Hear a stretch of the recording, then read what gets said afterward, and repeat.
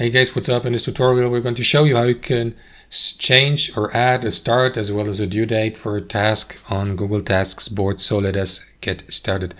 So navigate to your board on Google Tasks, and you can do this, guys, for newly created tasks as well as for already created tasks. So if you'd like to create a new one, click into this button, give it a title here, a description below, and click into that calendar button to add a date.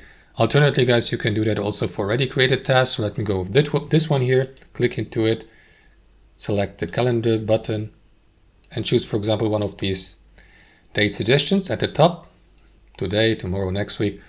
Or you can go or pick a date from that calendar below. You can even go through these years here or through these months by clicking into, let me just select here, by clicking through these arrow to the left and right icons and select a month and a day. That's it.